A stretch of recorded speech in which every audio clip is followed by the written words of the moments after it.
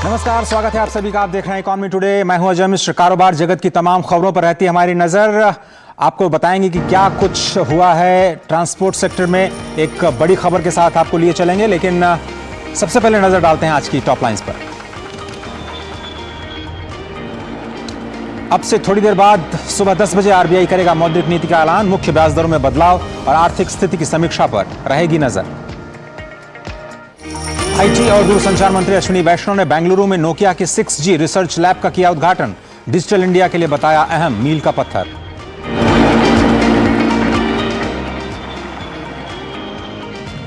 NPCI ने गुरुवार को यूएई के साथ अल एतिहाद पेमेंट्स के साथ किया करार। इंडस्ट्री और तकनीकी क्षेत्रों में भारत यूएई का सहयोग बढ़ेगा। वाणिज्य मंत्री पीयूष गोयल ने यूएई का अहम दौरा किया। और एशियाई बाजारों में बढ़त के साथ कारोबार की हुई शुरुआत। सेंसेक्स और निफ्टी भी बढ़त के साथ खुले। ब्रेंट कच्चा तेल $85 के नीचे कर रहा है कारोबार। ये टॉप लाइंस आपकी स्क्रीन पर इस वक्त नजर आ रही हैं। और आज की सबसे बड़ी खबर भारतीय रिजर्व बैंक की द्विमासिक मौद्रिक नीति की समीक्षा, जो कि पिछले 2 दिनों से चल रही है। आज तीसरा दिन है और आज मौद्रिक नीति की घोषणा होगी। बुधवार को शुरू हुई इस 3 दिवसीय द्विमासीय मौद्रिक नीति समिति की बैठक पर वित्तीय बाजार और स्टेक होल्डर्स की निगाहें लगी हुई हैं। आर्थिक विश्लेषकों का मानना है कि आरबीआई रेपो रेट में कोई बदलाव नहीं करेगा। अगर ऐसा होता है तो आपके लिए जो होम लोन और पर्सनल लोन की दरें हैं उसमें बहुत ज़्यादा फर्क नहीं पड़ेगा। आपको बताएं कि अप्रैल, जून और अगस्त में रेपो दर को 6.5% पर रिटेन किया गया था। उम्मीद बाजार को यही कि इस बार भी आज अब से थोड़ी देर बाद जो ऐलान किया जाएगा उसमें ब्याज दरों में कोई बढ़ोतरी नहीं होगी। लेकिन महंगाई पर रहेगी आरबीआई की नज़र, क्योंकि उसको कंटेन करना 2 to 6% के कंफर्ट लेवल में ये काफ़ी इंपॉर्टेंट है। और अब देख लेते हैं बाजारों की शुरुआत किस तरह से हुई है। गिफ्ट निफ्टी की बात करें तो आज सुबह सकारात्मक संकेत मिलने शुरू हो गए थे और आपकी स्क्रीन पर इस वक्त 12 अंक ऊपर गिफ्ट निफ्टी दिखाई दे रहा है। 19,617 का स्तर दिखाई दिया गिफ्ट निफ्टी का। और ये असर हमें भारतीय बाजारों पर भी स्पष्ट आता हुआ दिखाई दिया। इस वक्त देखें तो भारतीय बाजार कारोबार कर रहे हैं फायदे के साथ। कहां पर आई है तेजी आपको बताएंगे। सेंसेक्स ओपन हुआ है 187 अंक ऊपर, करीब 65,819 का स्तर आज हमें दिखाई दिया। और निफ्टी में भी तेजी के साथ शुरुआत हुई। इस वक्त निफ्टी की बात करें तो 68 अंकों की बढ़त के साथ ये 65 अंक ऊपर खुला। 19,610 का स्तर दिखाई दिया था। कहां पर तेजी दिखाई दे रही है उसको समझने के लिए अगर हम इंडाइसिस पर नजर डालें तो सभी के सभी इंडेक्स हरे निशान यानी फायदे के साथ कारोबार करते हुए नजर आ रहे हैं। आप बैंक की बात करें, ऑटो सेक्टर की बात करें, metals, capital goods, consumer goods, सब कुछ पॉजिटिव सेक्टर में। जेएसडब्ल्यू स्टील 1.42% की बढ़त के साथ सबसे तेज आज नजर आ रहा है। निफ्टी 50 में सिप्ला, टाइटन, बजाज फिनसर्व और टाटा स्टील कुछ ऐसे स्टॉक्स जहां पर तेजी दिखाई दे रही है। निवेशकों का रुझान स्पष्ट तौर पर दिखाई दे रहा है। जहां पर थोड़ी सी गिरावट नजर आ रही है उसमें power grid corporation, Divi's lab, Hindustan lever, Nestle India, Bharti Airtel, L and T और एचडीएफसी लाइफ जैसे स्टॉक शामिल हैं। करीब 0.1 से आधे फीसदी की गिरावट यहां पर नजर आ रही है। वर्ल्ड मार्केट यानी ग्लोबल मार्केट का अपडेट्स देख लेते हैं। क्या कुछ कहते हैं अमेरिकी बाजार, जो कल की बंदी हुई निचले स्तर पर बंद हुए। गिरावट के साथ अमेरिका के बाजार बंद हुए। डाउ जोन्स, S&P 500 और नैस्डैक में गिरावट दिखाई दी। देखते हैं कि यूरोपियन बाजार किस तरह से बंद हुए और रिफ्लेक्शन क्या अमेरिकी बाजारों का वहां पर भी दिख रहा है। मिक्स ट्रेंड दिखाई दिया। लंदन के बाजार में तेजी, फ्रांस के बाजार में भी तेजी, लेकिन जर्मनी गिरावट के साथ बंद होते हुए नजर आए। आज सुबह एशियाई बाजार कैसे खुले आपको बता देते हैं। एशियाई बाजारों की बात करें तो यहाँ पर भी एक मिलाजुला रुख देखने को मिल रहा है। जापान में गिरावट दिख रही है, लेकिन हैंगसेंग और कॉस्पी वहाँ पर बढ़त। भारतीय बाजार हम आपको बता चुके हैं कि आज बढ़त के साथ खुले हैं। कहाँ पर तेजी रहेगी उस पर निगाह रहेगी। लेकिन ब्रेंट क्रूड काफ़ी इंपॉर्टेंट फैक्टर भारत की इकॉनमी के लिए, उसमें थोड़ी सी नरमी देखी गई है। अच्छी खबर, $84.37 प्रति बैरल का स्तर दिखाई दिया है। एक छोटा सा ब्रेक लेंगे। ब्रेक के बाद हम वापस आएंगे तो चलेंगे आज के फोकस पर। आज बहुत ही खास मेहमान हमारे साथ होंगे। आज हम बात करेंगे दुनिया के तीसरे और इकलौते, भारत के इकलौते गति शक्ति विश्वविद्यालय की। क्या कुछ हुआ है, क्या कुछ है आगे की राह, करेंगे स्पेशल डिस्कशन आज की इकॉनमी टुडे में। देखते रहिए ये खास प्रोग्राम। शुरू करो, डालो बुनियाद, घर महल नजर आएगा। वंडर लाइए, वंडर अपनाइए, फर्क नजर आएगा। वंडर सीमेंट, फर्क नजर आएगा। शेयर मार्केट में इन्वेस्ट करें, गारंटीड रिटर्न से लाखों कमाएं। ये लिमिटेड ऑफर सिर्फ आपके लिए। नागिन की आंख में कैमरा फिट होता है। तुम भी क्या बकवास में यकीन करती हो? आप भी तो वही कर रहे हो पापा। शेयर मार्केट में कोई गारंटेड रिटर्न्स का वादा नहीं कर सकता। ऐसा कोई मैसेज, मेल या ऐड दिखे तो समझिए गलत है। ऐसे स्कीम निवेशक के साथ धोखा है और कानूनन अपराध भी। कितनी बार तो समझाया आपको। समझ कर इन्वेस्ट कर। स्वागत है आप सभी का। आप देख रहे हैं इकोनॉमी टुडे और अब बात करते हैं आज के फोकस की।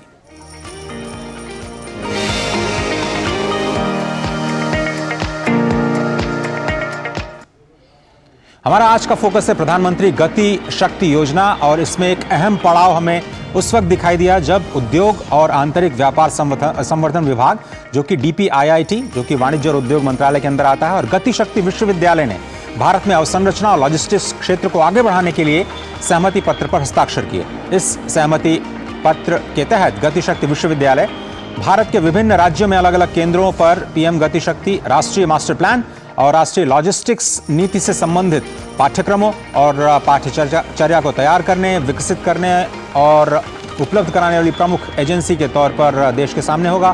केंद्रीय वाणिज्य और उद्योग, उपभोक्ता कार्य और खाद्य सार्वजनिक वितरण और वस्त्र मंत्री पीयूष गोयल ने कहा कि PM गति शक्ति आगे चल करके समस्त दुनिया के लिए सटीक योजना तैयार करने का एक साधन बन सकती है।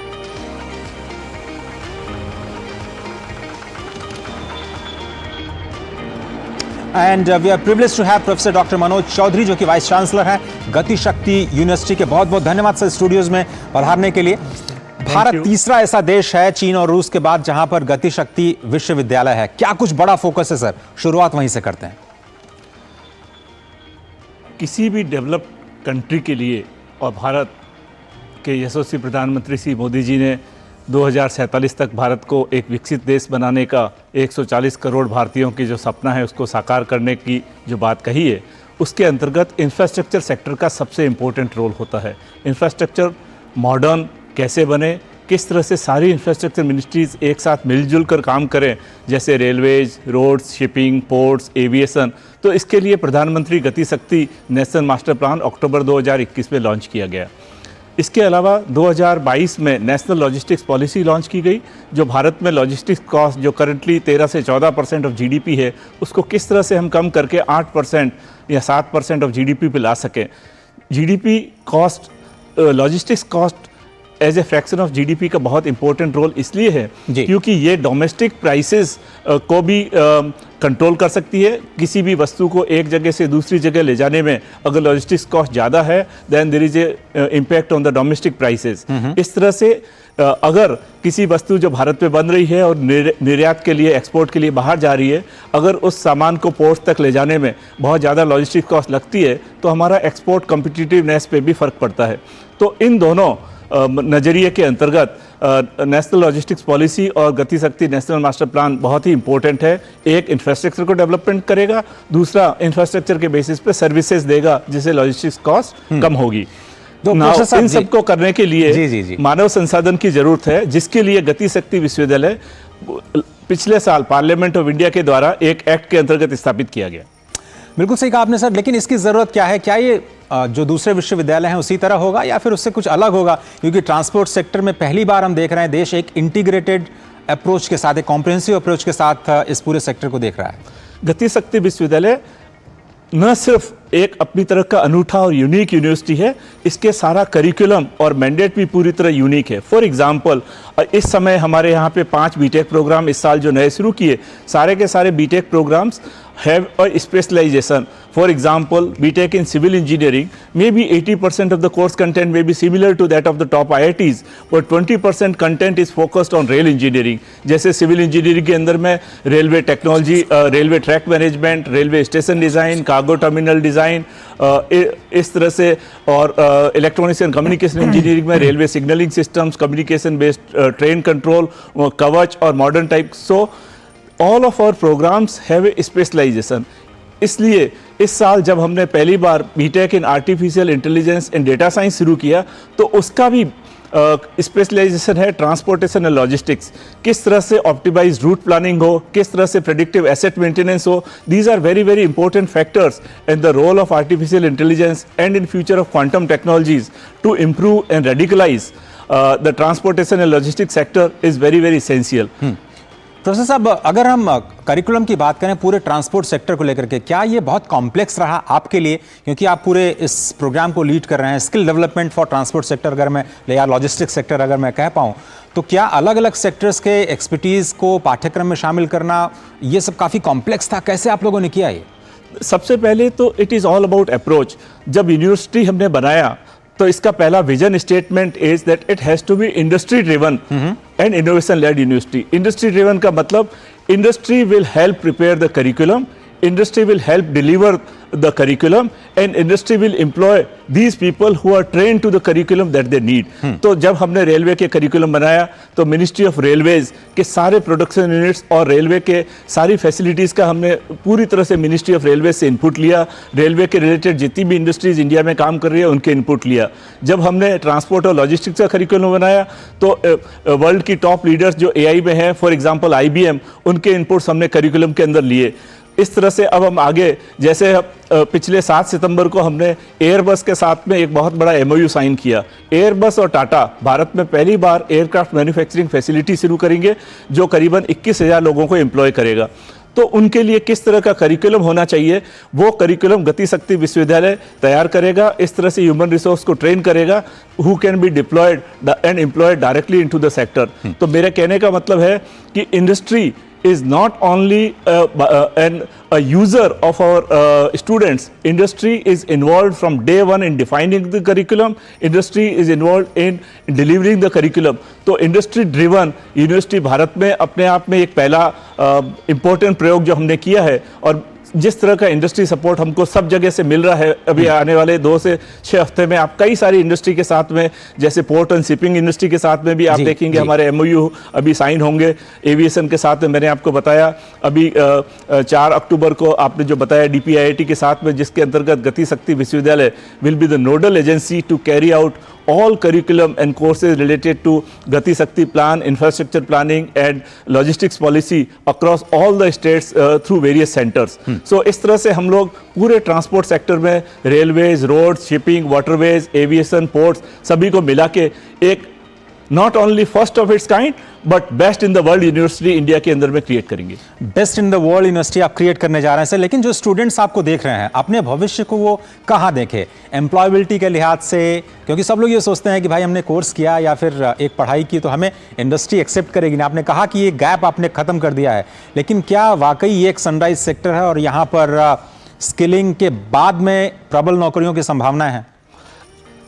मैं इसको उल्टा इसलिए कह रहा हूं कि जब इंडस्ट्री पहले ही दिन से ये डिफाइन कर रही है कि उनको किस तरह के ग्रेजुएट चाहिए, उनको किस तरह के करिकुलम चाहिए, तो इसका मतलब industry is on board from day one. सिर्फ इस साल जनवरी से लेकर अब तक गति शक्ति विश्वविद्यालय में 77 companies have visited us for placement and we are seeing tremendous response across all the transportation and logistics sectors and we believe that all our students will have 100% placements and students will have multiple opportunities. आगे चलकर जैसे हम metro rail academy के साथ में tie up के साथ में मेट्रो रेल मैनेजमेंट के रिलेटेड कोर्स शुरू करेंगे।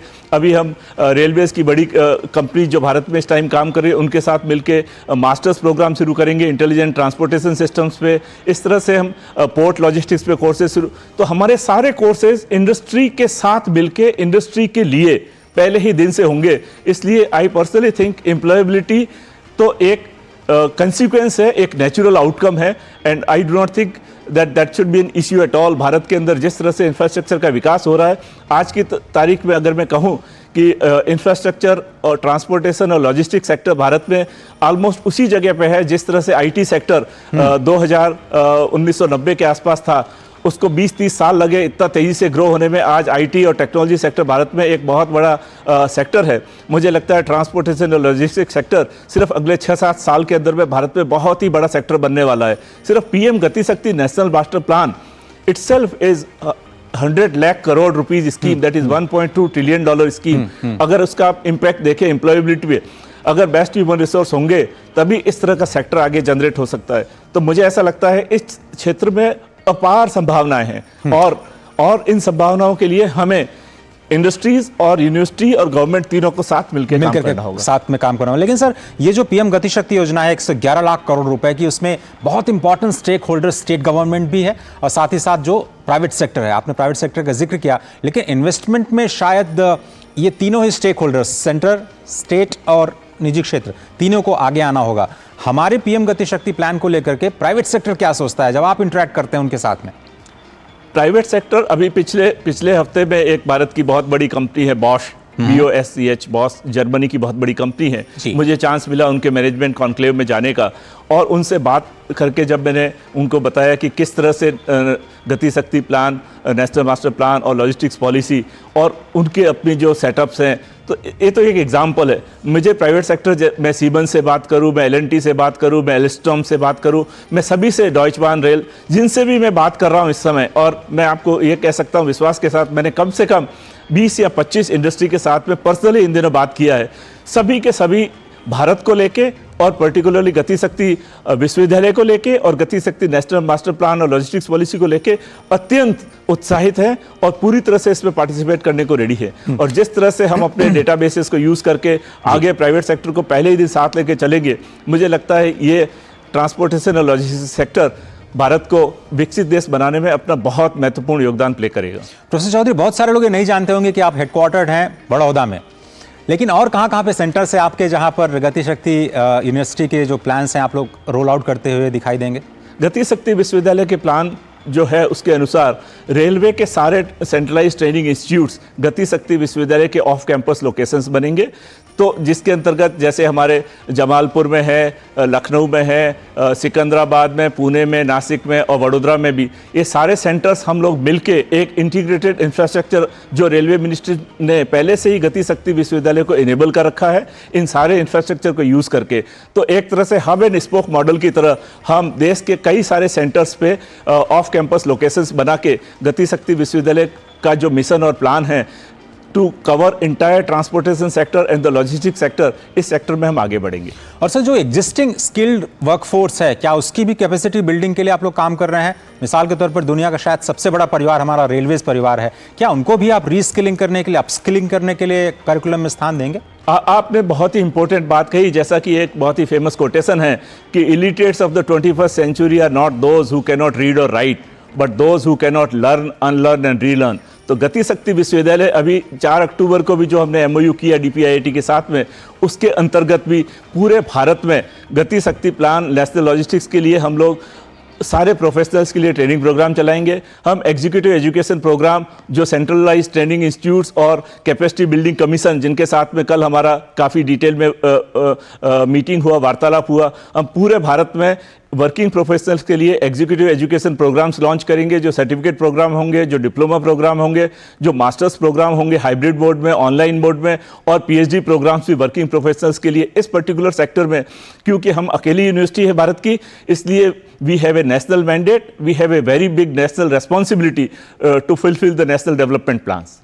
प्रोफेसर साहब, बहुत धन्यवाद। मुझे पता है कि आपको जाना है जल्दी किसी दूसरे प्रोग्राम में, आपने वक्त निकाला और इकॉनमी टुडे का हिस्सा बने। अकेली यूनिवर्सिटी आप हैं, पूरी दुनिया में तीसरी यूनिवर्सिटी है इस तरह की। आपको बहुत बहुत शुभकामनाएं, और आपके जितने भी प्रोग्राम्स हैं या जितने भी एंडेवर्स हैं, हम लगातार आपके साथ संपर्क में रहेंगे और कोशिश करेंगे कि भारत को इन उभरती हुई अर्थव्यवस्था के बारे में, इन उभरती हुई टेक्नोलॉजीज के बारे में ज़्यादा से ज़्यादा बेहतर जानकारी दे पाए। बहुत बहुत धन्यवाद। थैंक यू, धन्यवाद आपका, बहुत धन्यवाद।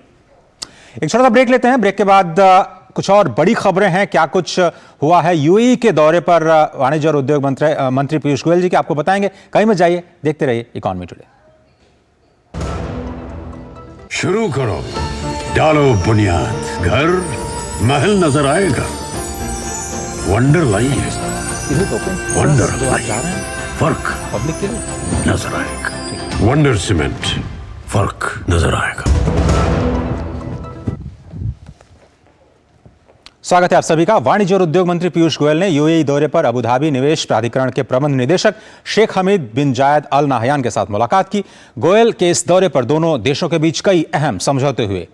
इन समझौतों में जो हस्ताक्षर किए गए हैं, इसके बाद भारत और संयुक्त अरब अमीरात के बीच उद्योग और उन्नत प्रौद्योगिकी शेयर करने का रास्ता भी साफ हो गया है। गौरतलब है कि केंद्रीय मंत्री पीयूष गोयल दोनों देशों के बीच निवेश को बढ़ावा देने के लिए संयुक्त अरब अमीरात के दौरे पर हैं।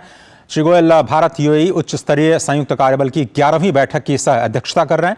दोनों देशों के बीच कई अहम समझौतों पर हस्ताक्षर हुए, जिनमें उन्नत प्रौद्योगिकियां, एनपीएस और एल एतिहाद के भुगतान समझौते, भारत और यूएई के बीच व्यापार संबंधी एमओयू शामिल हैं। एमओयू के मुताबिक अब भारत और यूएई के बीच सप्लाई चेन को और भी ज्यादा लचीला बनाने, नवीकरणीय ऊर्जा के क्षेत्र में सहयोग बढ़ाने और आर्टिफिशियल इंटेलिजेंस जैसे अत्याधुनिक विषयों पर भी सहयोग जारी रहेगा। ऊर्जा दक्षता, स्वास्थ्य और जीवन विज्ञान, अंतरिक्ष प्रणाली के साथ साथ इंडस्ट्री 4.0 को भी सक्षम बनाने वाली टेक्नोलॉजीज पर भी दोनों देश सहमति जता चुके हैं।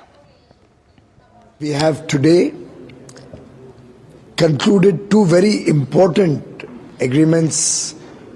One, an agreement between the NPCI and the United Arab Emirates, by which they will be providing technology and support to UAE to implement the RuPay card system in UAE such that the UAE card can be used in India as a RuPay card, and all RuPay card owners in India, when they travel to UAE, can use the RuPay card in the UAE.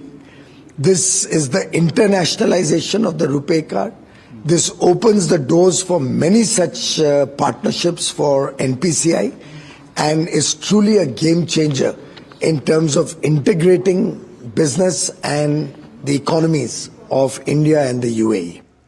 तो Singapore के बाद अब UAE के साथ ऐसा समझौता हुआ है।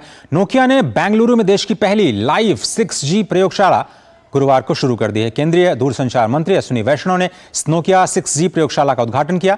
नोकिया के मुताबिक कंपनी का मकसद 6G टेक्नोलॉजी पर बेस्ड फंडामेंटल टेक्नोलॉजी, इनोवेटिव इस्तेमाल और डेवलपमेंट में तेजी लाना है।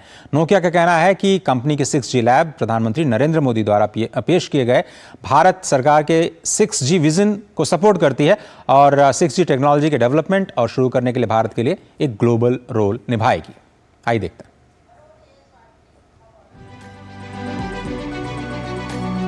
Sensor is that you don't need physical sensors and network itself behaves like a sensor. The entire digital journey which got accelerated after the launch of Digital India program, Prime Minister's vision of making sure that technology is democratized, inauguration of 6G lab is going to be another milestone in the journey of Digital India. Congratulations to the entire team. और खेतीबाड़ी का क्षेत्र भी क्रांतिकारी परिवर्तन के लिए तैयार नजर आ रहा है। भारत का पहला electric tractor CSIR prima ET11 खेती किसानी में बदलाव लाने के लिए तैयार है। ये पर्यावरण अनुकूल वाहन भारतीय कृषि के चेहरे को बदलने वाला है। आइए देखते हैं हमारे संवाददाता तापस भट्टाचार्य की ये रिपोर्ट।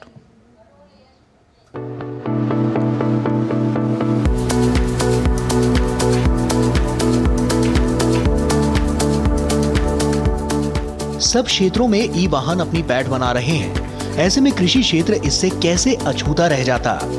नवाचार की मिसाल पेश करते हुए CSIR CMERI दुर्गापुर ने कृषि क्षेत्र के लिए देश का पहला compact electric tractor CSIR prima ET11 पेश किया। ये इलेक्ट्रिक ट्रैक्टर भविष्य में होने वाली खेती में अहम भूमिका निभाने वाला है। Traditionally, tractor use diesel, thus contributing significantly to the environmental pollutions. Global carbon footprint reduction strategy necessitates rapid transition of this sector toward the electrification.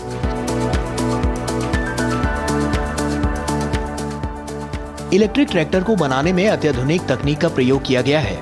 इसकी गति से लेकर वजन, लीवर और पैडल की स्थिति जैसे हर पहलू को आधुनिक कृषि क्षेत्र की जरूरत के हिसाब से डिजाइन किया गया है। किसान पारंपरिक घरेलू चार्जिंग सॉकेट का उपयोग करके 7 से 8 घंटे में ट्रैक्टर को चार्ज कर सकते हैं और खेत में 4 घंटे से अधिक समय तक ट्रैक्टर चला सकते हैं। इस ट्रैक्टर से ढुलाई करना भी आसान है।